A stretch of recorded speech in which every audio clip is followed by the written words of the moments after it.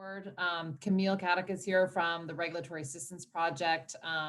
She's an expert around beneficial electrification and has been working across the country to help support programs. She's going to talk to us a little bit about what it means for Wisconsin to move forward on pilot projects, what that looks like, what it has looked like in other states, and how to avoid a pilot being a bridge to nowhere. Sorry to steal one of your lines there, Camille, but I think that's one of the concerns folks have is, pilot paralysis.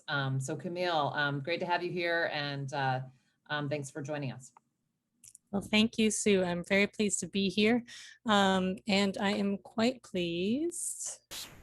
Let me share my screen here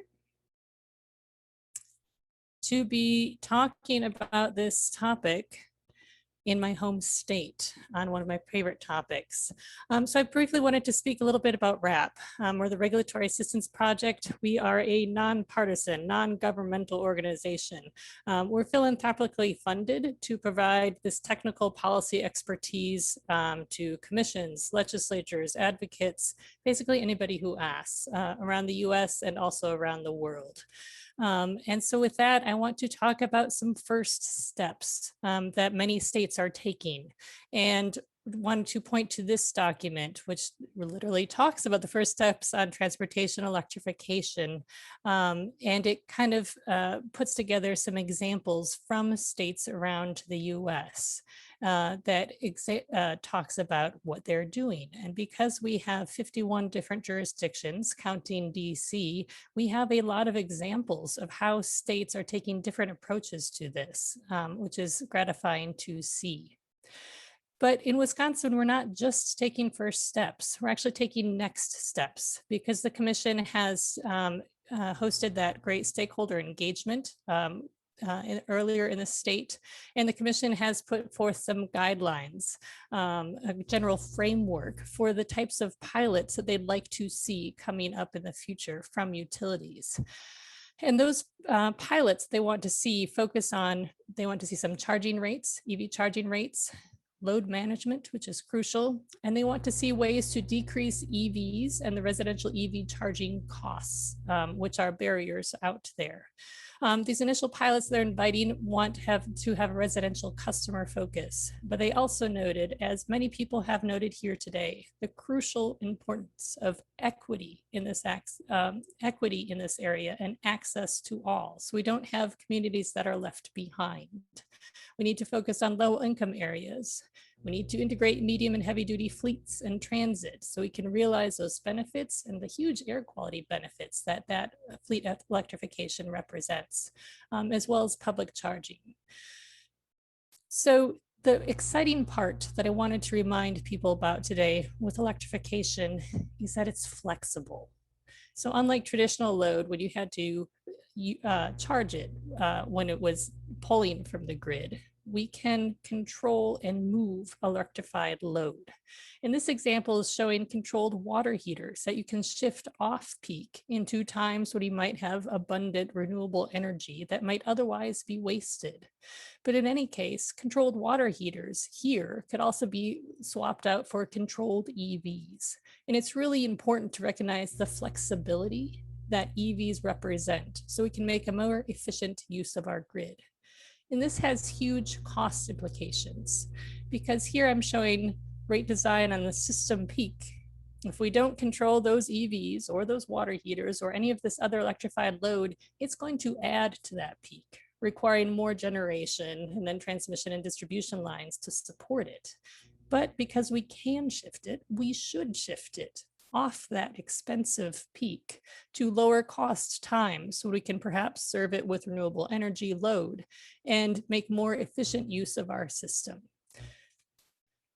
So I talked about the commission wanting to focus a little bit on residential charging as well as these other areas. And I wanted to bring some of this experience that we've been talking about from other states here. And other states have likewise focused a little bit on residential charging. And they did so with a focus on avoiding cross-subsidization. They wanted to increase EV adoption. They wanted to be efficient. And they wanted to encourage off-peak usage. And I wanted to talk briefly here about Maryland issued a January 2019 order, and they offered rebates for level 2 chargers, smart chargers, but they conditioned it on customers being enrolled in time of use rates. Again, to take advantage of that flexibility in switching to off-peak usage. But the other important aspect of this is we have found that if that EV load is controlled, you avoid the cross-subsidization. Another example is Consumers Energy, January 2019. They offered a $500 rebate for EV drivers, again, tied to a nighttime EV rate. They want to shift that load off peak usage. And I also wanted to talk about San Diego Gas and Electric in California in general.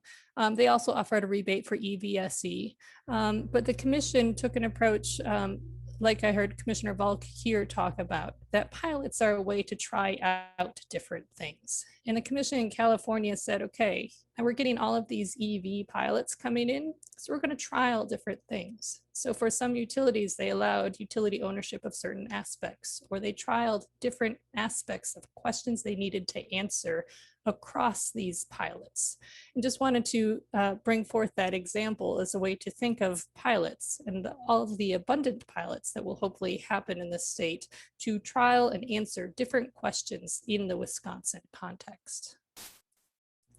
Referring back to that docket that the PSC has put forth, they've also wanted to identify different things that pilots should identify. This is my shortened synopsis of what the commission is looking for, but they wanted to see all of these things that I'll talk about here briefly.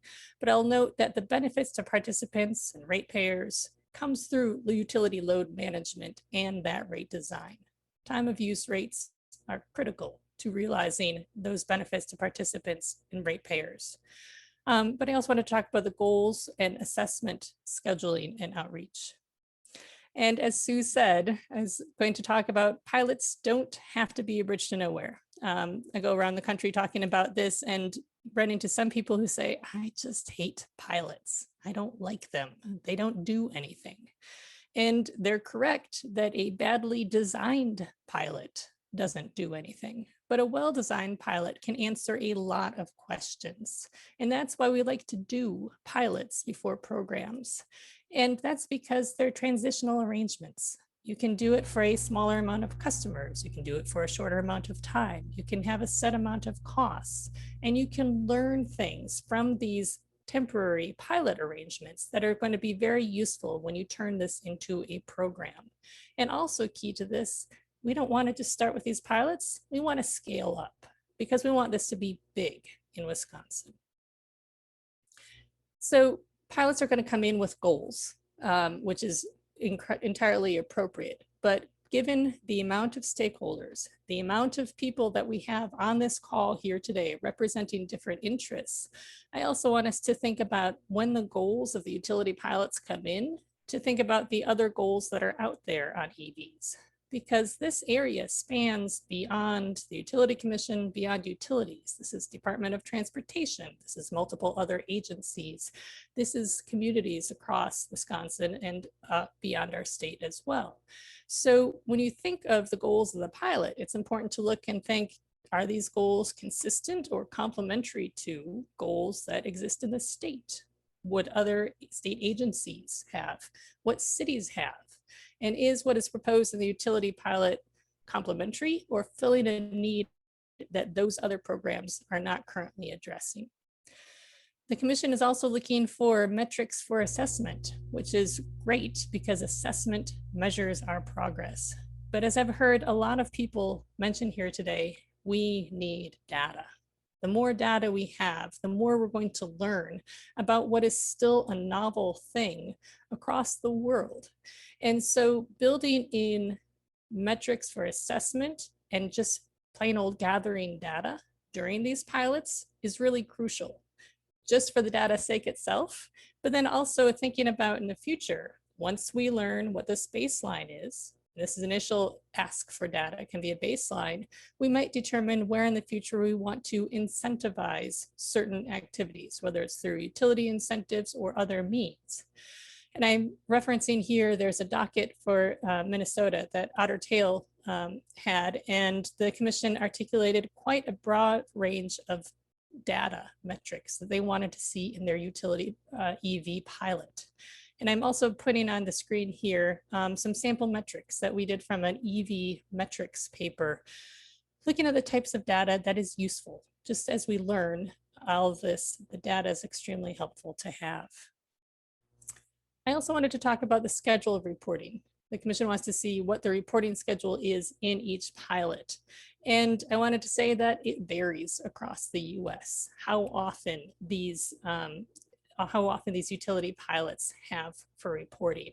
Excel Colorado said we want to see every 6 months reporting on these pilots. Maryland said they wanted quarterly compliance filings. And that's in part because they're saying this is a pilot for a short amount of time. Could be 2 years, could be 4 years. But if we get data at the 6-month mark, maybe we can tweak that pilot so that we can learn not just one thing, getting data at the end of 2 years, but we might be able to tweak it and learn 3 or 4 new things by tweaking that pilot as it is running. So the question is, does the reporting schedule allow for change of direction if needed, that we can tweak things? And the other aspect is, how is it reported? Who can see it? There's a lot of stakeholders on this call who would be very interested in this data. And I wanted to note that in Minnesota, they put some extracts of utility EV data on their Minnesota EV page so that people can see what types of chargers are out there, what types of cars, that type of stuff, which is helpful. I also wanted to explain an example from a different area. Hawaiian Electric is required to have their interconnection queues public so that people can see where the utility stands on those things. So some ideas to figure out how to make this not just within the utility context, but also to incorporate the broad stakeholder engagement that we have here on this issue. I also wanted to talk about outreach. These pilots are going to come in with outreach plans. And this is an area where the more heads that we have involved, the better, because we need to think of not only outreach that makes sense in the utility and reading the meter sense, but also in the driving sense, and then also in multiple different communities with different community need senses. So we need to understand when we look at these proposals, is the outreach tailored to actually reach the community that we need to incorporate into the pilot? If the outreach isn't successful in a pilot, the pilot's going to fail. It's not going to be a good program because the relevant people don't know it exists. They aren't enrolled, or they can't understand the benefits and want to be part of it. So outreach is crucial. Again, not just for pilots, but continuing on for programs to make sure that it is useful and reaches the people who need it. And one final note, I wanted to talk about stakeholder engagement because we have such a great group of stakeholders on this call today. And I note that the Wisconsin Commission opened that general EV docket and started with stakeholder engagement, which is great to see. But I want to bring an example from Maryland to note that that doesn't have to be the end of stakeholder engagement. And again, particularly in this area where we have so many different and diverse viewpoints involved, it's really helpful to have stakeholders look at pilots as they are developed to say, does that work?